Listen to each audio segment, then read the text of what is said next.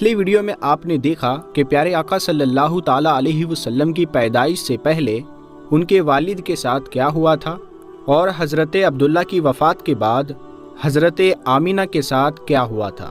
تو آج کی اس ویڈیو میں ہم جانیں گے پیارے آقا صلی اللہ تعالیٰ علیہ وسلم کی پیدائش کے بعد کیا ہوا۔ حضرت عبداللہ کی وفات کے بعد حضرت آمینہ پر ایسا صدمہ لگا کہ وہ اکثر خاموش ہی رہتی تھی، کسی سے بھی بات نہ کرتی، بہت خاموش اور گمسم سی رہتی تھی۔ انہوں نے خود کے لیے جینا ہی چھوڑ دیا تھا، صرف پیٹ میں ایک بچہ تھا جس کی خاطر انہوں نے خود کو قربان کر دیا تھا، اور اپنے آپ کو سمجھایا کرتی تھی کہ اے آمینہ، اب تمہاری سب سے بڑی امید تمہارا یہ بچہ ہے، تمہیں اس کے لیے جینا ہے، تم پریشان نہ ہو، اللہ تمہیں اکیلا نہیں چھوڑے گا۔ شوہر کو یاد کر کر کے حضرت آمینہ بہت رویا کرتی تھی۔ وقت گزرتا گیا، دن ہفتے بن گئے اور ہفتے مہینے بن گئے۔ حضور صلی اللہ تعالیٰ علیہ وسلم اپنی ماں کے پیٹ میں 9 مہینے کی مدت پوری کر رہے تھے۔ حضرت آمینہ فرماتی ہے کہ جب میرا بچہ میرے پیٹ میں تھا تو میں بڑی عجیب چیزیں دیکھتی تھی۔ اگر میں گھر سے باہر نکلتی تو بادل کا ایک سایہ میرے اوپر آ جاتا اور مجھے دھوپ نہ لگتی۔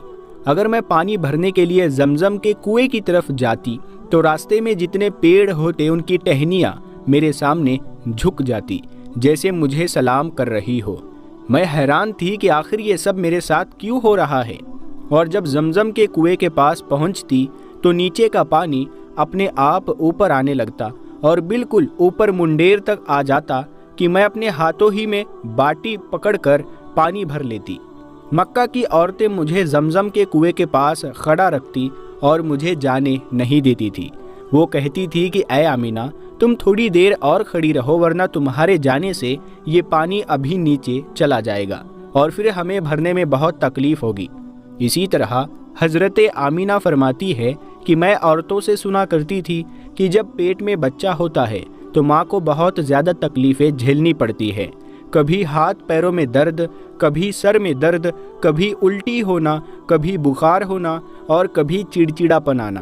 یہ ساری باتیں سن کر مجھے اپنے بارے میں بڑی حیرانی ہوتی تھی کہ مجھے تو ان 9 مہینوں میں کوئی بھی ایسی تکلیف دیکھنے کو نہ ملی، یہاں تک کہ جب تک میرا بچہ میرے پیٹ میں رہا تو میرے سر میں درد تک نہیں ہوا۔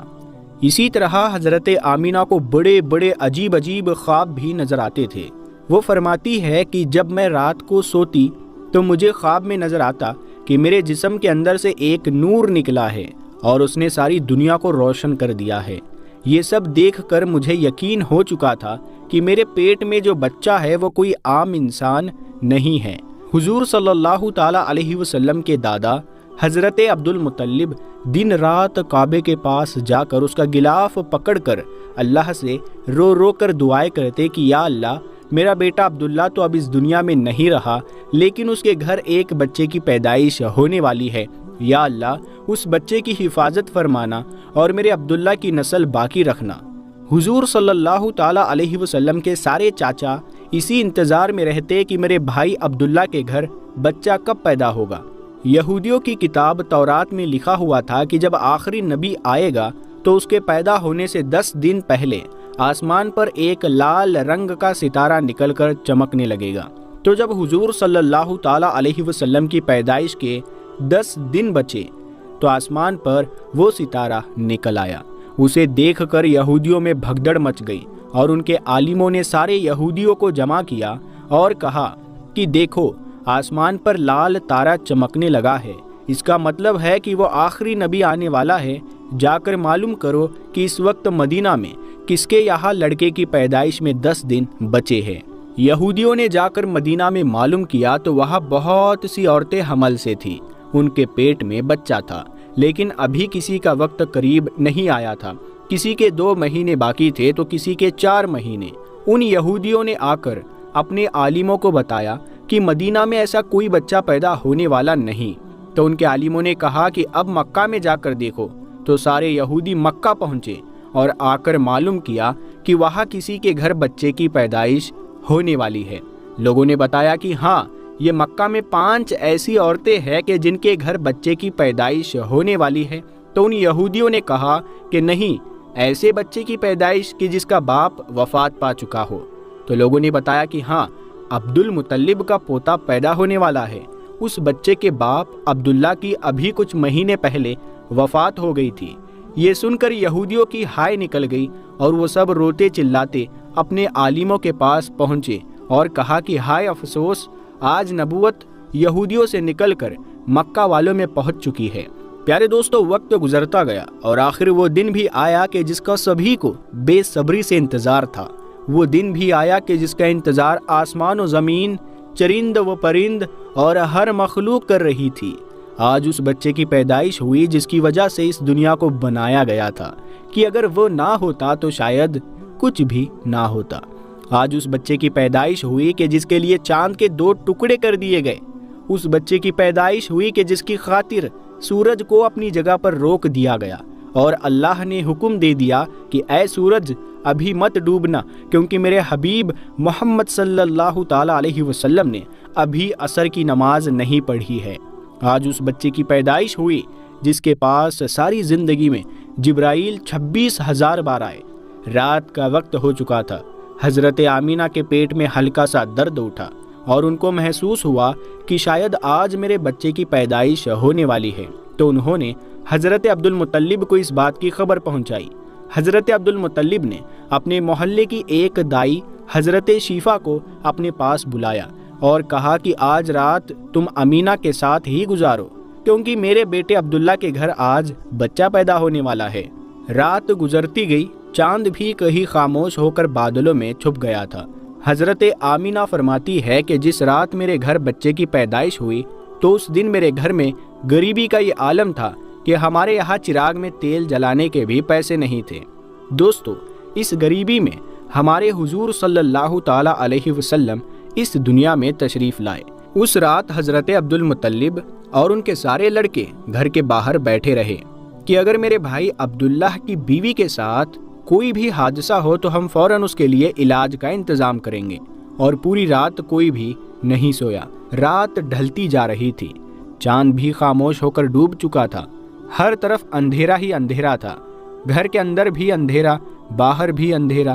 سحری کا وقت ہو چکا تھا کہ اچانک حضرت آمینہ کے پیٹ میں ہلکا سا درد اٹھا اور وہ سمجھ گئی کہ اب بچے کی پیدائش ہونے والی ہے۔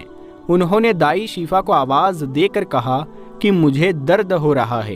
1 گھنٹہ بچے کی پیدائش میں گزرا اور پھر صبح ہونے سے کچھ پہلے ہمارے حضور صلی اللہ تعالی علیہ وسلم اس دنیا میں تشریف لائے۔ حضور صلی اللہ تعالی علیہ وسلم کی پیدائش پر 3 باتیں بڑی عجیب ہوئی جنہیں دیکھ کر دائی شفا بھی حیران رہ گئی۔ پہلی چیز کہ جب بچہ پیدا ہوتا ہے تو اس کی ناف ماں کی آنت سے جڑی ہوتی ہے، لیکن ہمارے حضور صلی اللہ تعالی علیہ وسلم کی ناف ماں کی آنت سے بالکل الگ تھی۔ دوسری چیز کہ جب بچہ پیدا ہوتا ہے تو اس کے ساتھ بہت زیادہ خون نکلتا ہے، لیکن ہمارے حضور صلی اللہ تعالی علیہ وسلم جب پیدا ہوئے تو اندر سے خون کا ایک قطرہ بھی نہیں نکلا۔ تیسری چیز کہ جب لڑکا پیدا ہوتا ہے تو اس کا ختنہ نہیں ہوا ہوتا ہے، لیکن ہمارے حضور جب پیدا ہوئے تو آپ کی ماں کی پیٹ کے اندر ہی سے ختنہ ہوا تھا، دنیا میں آپ کا ختنہ نہیں کیا گیا۔ یہ 3 چیزیں دیکھ کر دائی شفا گھبرا گئی اور حضرت آمینہ سے کہنے لگی کہ اے آمینہ، میں نے اپنی ساری زندگی میں ایسا بچہ نہیں دیکھا۔ حضرت شفا نے حضور صلی اللہ تعالی علیہ وسلم کو اپنی گود میں لے کر ایک طرف زمین پر لٹا دیا۔ دائی شفا نے جیسے ہی حضور صلی اللہ تعالی علیہ وسلم کو زمین پر لٹایا تو حضور صلی اللہ تعالی علیہ وسلم نے ایک جھٹکے سے کروٹ بدلی اور گھٹنے ٹیک کر سیدھے سجدے میں چلے گئے۔ یہ دیکھ کر حضرت آمینہ کی حیرانی کی انتہا نہ رہی۔ پورے 15 منٹ حضور صلی اللہ تعالی علیہ وسلم سجدے میں رہے اور پھر اپنا سر اٹھا کر آسمان کی طرف انگلی سے اشارہ کیا اور ساری دنیا کو بتا دیا کہ اے لوگو، اس دنیا کو پیدا کرنے والی ذات صرف ایک اللہ کی ہے۔ حضرت آمینہ فرماتی ہے کہ میں نے اپنے بچے کو اپنی گود میں لیا تو اچانک کیا دیکھتی ہوں کہ آسمان کے تارے زمین کے قریب ہوتے چلے آ رہے ہیں، اور پھر اچانک ایک بادل کا سایہ میرے کمرے کے اندر آیا اور پھر میری گود سے میرا بچہ اس بادل کے سائے میں غائب ہو گیا۔ اس بادل کے اندر سے ایک آواز آنے لگی کہ اے جبرائیل، اس بچے کو ساری دنیا کا چکر لگاؤ، سارے نبیوں کی خوبیاں دو، اسے یوسف کی خوبصورتی دو، اسے ایوب کا صبر دو، اسے ابراہیم کی دوستی دو، اسے داؤد کی میٹھی زبان دو۔ اور پھر حضرت آمینہ فرماتی ہے کہ تھوڑی دیر کے بعد وہ بادل کا سایہ ختم ہو گیا اور میں دیکھتی ہوں کہ میرا بچہ میری گود میں لیٹا ہوا تھا۔ صبح ہونے والی تھی۔ دائی شفا نے باہر نکل کر حضور صلی اللہ تعالیٰ علیہ وسلم کے دادا عبد المطلب کو خوشخبری سنائی اور کہا کہ اے عبد المطلب، آپ کو پوتا مبارک ہو۔ یہ سن کر رات بھر کے جاگے عبد المطلب کی ساری تھکان جیسے ایک پل میں ختم ہو گئی اور وہ اتنا زیادہ خوش ہوئے کہ ان کی آنکھوں سے آنسو بہنے لگے اور دائی شفا سے کہا کہ جلدی سے مجھے میرا پوتا لا کر دو۔ دائی شفا جیسے ہی حضور صلی اللہ تعالیٰ علیہ وسلم کو باہر لے کر آئی تو نظر پڑتے ہی سب کے ہوش اڑ گئے کہ اس قدر خوبصورت بچہ آمینہ کے گھر پیدا ہوا ہے۔ سارے چاچا بھی اپنے بھتیجے کو دیکھ کر بہت زیادہ خوش ہوئے، یہاں تک کہ جب ابو لہب کی باندی سویبہ نے ابو لہب کو جا کر خوشخبری سنائی کہ اے ابو لہب، تمہیں بھتیجا مبارک ہو، تو یہ سن کر ابو لہب اتنا زیادہ خوش ہوا کہ اس نے اپنی باندی سویبہ سے کہا کہ جا، میں نے تجھے بھتیجے کی خوشی میں آزاد کر دیا۔ حضرت عبد المطلب بہت بوڑھے ہو چکے تھے، لیکن پھر بھی خوشی کے مارے اپنے پوتے کو گود میں لیے کعبہ کی طرف دوڑتے جا رہے تھے۔ سارے مکہ والے بھی خوشی سے نعرہ لگاتے